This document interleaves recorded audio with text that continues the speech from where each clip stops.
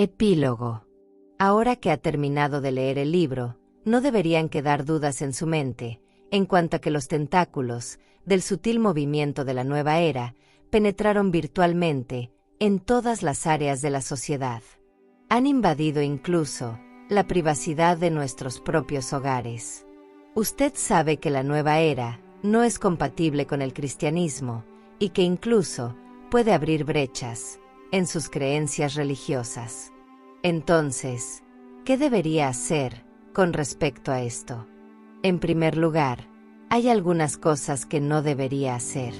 Número 1. Ahora que tiene mayor conciencia de algunos de los peligros específicos de la nueva era, una de las peores cosas que podría hacer es comenzar a escrutar, criticar y condenar a aquellos cristianos que en algún sentido pueden estar involucrados en la nueva era. Sin saberlo, muchos están abrazando estos conceptos peligrosamente y engañosos.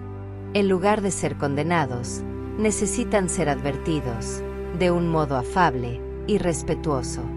En su iglesia puede encontrar a un médico cristiano que practica la acupuntura. Él quizás ignore que esta es una de las cuñas de entrada que usa la nueva era. Con genuina preocupación, hable con él en privado. También puede ser que la música que se escucha en su iglesia sea de la nueva era. Averigüe quién está a cargo de seleccionarla y hable privadamente con esa persona acerca de la posibilidad de reemplazarla por otro tipo de música. Su pastor quizás esté introduciéndose en el tema de la meditación e incluso puede estar enseñándola a la congregación. Nuevamente, hable con él en privado. Lo peor que podría ocurrirnos, como cristianos, es ser fragmentados. Siendo que la nueva era es anticristiana, pero si caemos en la trampa de criticarnos y condenarnos unos a otros, esto serviría al propósito de dicho movimiento. Los cristianos necesitamos estar unidos. Si vemos un error, deberíamos seguir el consejo de Cristo, registrado en San Mateo 7, que dice: No juzguéis, para que no seáis juzgados. Porque con el juicio con que juzgáis, seréis juzgados, y con la medida con que medís, os será medido. ¿Y por qué miras la paja que está en el ojo de tu hermano, y no echas de ver la viga que está en tu propio ojo? ¿O cómo dirás a tu hermano: Déjame sacar la paja de tu ojo, y he aquí la viga en el ojo tuyo? Hipócrita, saca primero la viga de tu propio ojo, y entonces verás bien, para sacar la paja del ojo de tu hermano. No deis lo santo a los perros, ni echéis vuestras perlas delante de los cerdos, no sea que las pisoteen, y se vuelvan y os despedacen. Mateo 7, verso 1 al 6. Asimismo, el apóstol Pablo escribió: Por tanto, no tienes excusa tú, quien quiera que seas, cuando juzgas a los demás, pues al juzgar a otros te condenas a ti mismo, ya que practicas las mismas cosas. Romanos 2, verso 1. Y Santiago exhortó: Hermanos, no hablen mal los unos de los otros. El que habla mal de su hermano, o juzga a su hermano, habla mal de la ley, y juzga a la ley. Y si tú juzgas a la ley, entonces no eres hacedor de la ley, sino juez. Hay un solo dador de la ley y juez, quien es poderoso para salvar y destruir. Pero ¿quién eres tú que juzgas a tu prójimo? Santiago 4, verso 11 al 12. También leemos: Todos los que han pecado, sin conocer la ley, también perecerán sin la ley, y todos los que han pecado conociendo la ley, por la ley serán juzgados. Romanos 2, verso 12. Antes de señalar las faltas de otros, examinemos nuestro propio corazón, y cuando sea necesario corregir, hagámoslo con el propósito de restaurar, no de destruir. Del mismo modo, el apóstol Pedro exhorta: y ante todo, tened entre vosotros ferviente amor, porque el amor cubrirá multitud de pecados. Primera de Pedro 4, versos 7 al 8. El objetivo no es condenar ni humillar, sino ayudar a que la persona vuelva al camino de la verdad y reciba la misericordia de Dios. Cuando actuamos movidos por el amor cristiano, colaboramos en la restauración de nuestros hermanos y en la edificación del cuerpo de Cristo. Como está escrito, sepa que el que haga volver al pecador del error de su camino, salvará de muerte un alma y cubrirá multitud de pecados. Santiago 5, verso 20. La misma Biblia enseña que la corrección tiene un lugar importante dentro de la vida cristiana.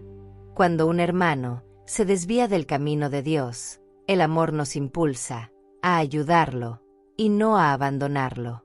Pero esa corrección debe hacerse con sabiduría, mansedumbre, con humildad y amor sincero. El propósito nunca debe ser avergonzar, humillar o demostrar superioridad espiritual, sino procurar la restauración de quien ha caído. Por eso, cuando veamos errores en los miembros de nuestra hermandad, no actuemos impulsados por la ira, el orgullo, arrogancia, ni con ansiedad, dureza o afán de crítica, ni con palabras ásperas, ni con el deseo de señalar faltas. Más bien, acerquémonos con un espíritu de humildad y con mansedumbre, recordando que nosotros también necesitamos diariamente de la gracia y la misericordia de Dios. Corrijamos cuando sea necesario, pero hagámoslo con la actitud de Cristo, quien vino a buscar y salvar lo que se había perdido. Si cada cristiano actuara de esta manera, habría menos divisiones, menos conflictos innecesarios y más restauración dentro de la Iglesia.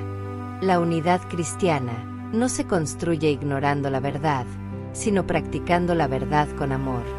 Estamos llamados a defender la sana doctrina, pero también a reflejar el carácter de Cristo en la forma en que tratamos a los demás. Que nunca olvidemos que somos colaboradores de Dios y no jueces supremos de nuestros hermanos.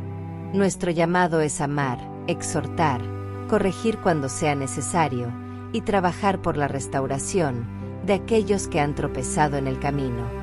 Debemos siempre estar guiados por la verdad de la palabra y por el amor que Dios ha derramado en nuestros corazones. Y también Cristo dijo, en Juan 7, verso 24, no juzguéis según las apariencias, sino juzgad con justo juicio.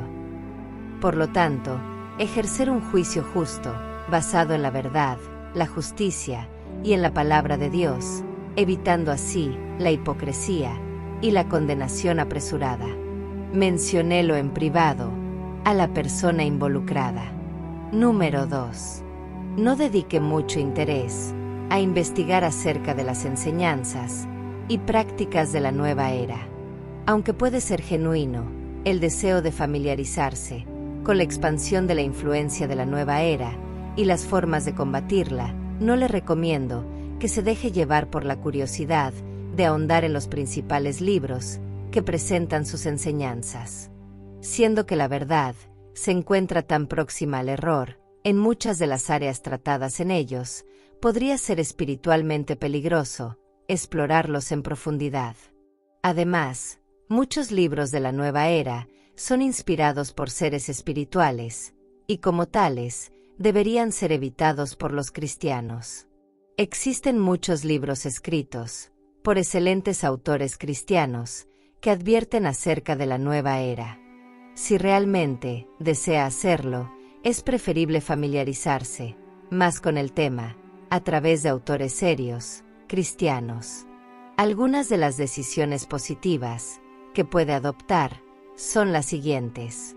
Primero, comience a limpiar su casa, tanto en forma literal como figurada. Elimine todas las influencias de la nueva era que pudo haber descubierto en su propia vida. Pueden ser películas, series o programas de televisión, prácticas de salud o de meditación que guarden relación con la nueva era o los horóscopos y juegos del ocultismo. Pídale a Dios que le ayude a descubrir, pero también para abandonar aquellos hábitos o prácticas por intermedio de las cuales Satanás podría engañarlo. Segundo, si tiene hijos, alértelos en cuanto a los peligros que contienen los programas de televisión, los juguetes, los juegos electrónicos, los materiales literarios, de toda lectura diversa en general, tales como historia, fantasía, ciencia ficción, cómic, entre otros, ya sea en formato físico o digital, PDF, y cualquier otra área que puede afectar negativamente su vida espiritual y la de los suyos.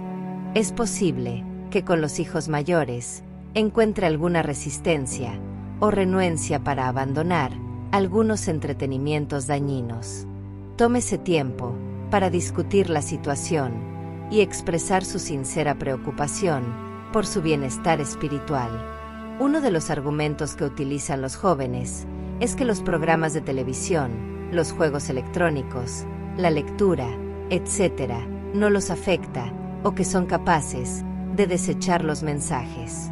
No ven los cambios visibles o las consecuencias inmediatas como resultado de sus entretenimientos. Tómese el tiempo para mostrarles que lo que entra en sus mentes puede permanecer inactivo por un tiempo, sin efecto externo aparente. Pero cuando se dan las circunstancias, esta información, que se haya guardado en la memoria, puede producir una cadena de pensamiento que podría llevar a resultados desastrosos para el resto de su vida. Número 3. Debe fundamentar y profundizar en sus creencias cristianas, bíblicas. Esté tan firmemente entregado a Cristo y a sus enseñanzas que pueda estar de parte de la verdad, aunque se desplomen los cielos. Asegúrese de comprender bien la enseñanza bíblica acerca del estado de los muertos, porque en esto se fundamenta el pensamiento de la nueva era y la mentira de Satanás sobre no moriréis. Número 4.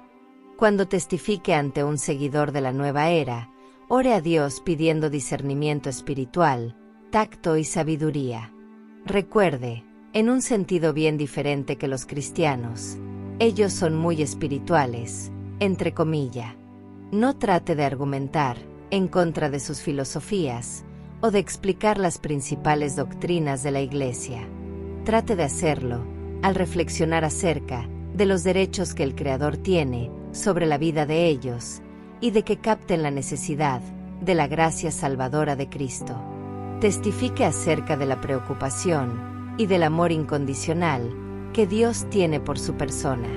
Esto lo asombrará, especialmente si lo hace con la convicción y la autoridad del Espíritu Santo. Cuando Caril Matriciana se convirtió del movimiento de la nueva era y después al cristianismo, lo hizo a través de Ricardo, un joven cristiano, que le hizo algunas preguntas muy directas acerca de su relación con Dios y con Cristo, su Salvador. Nadie se le había acercado con el cristianismo de ese modo. Todas sus creencias en el Señor Hare Krishna, la ley del karma y los seres espirituales no fueron rivales para el hermoso y el simple plan de salvación. Ella estudió diligentemente los textos que Ricardo le anotó y se convenció. Hoy es una cristiana que está trabajando para rescatar a otros seguidores de la nueva era de Satanás y ganarlos nuevamente para Cristo.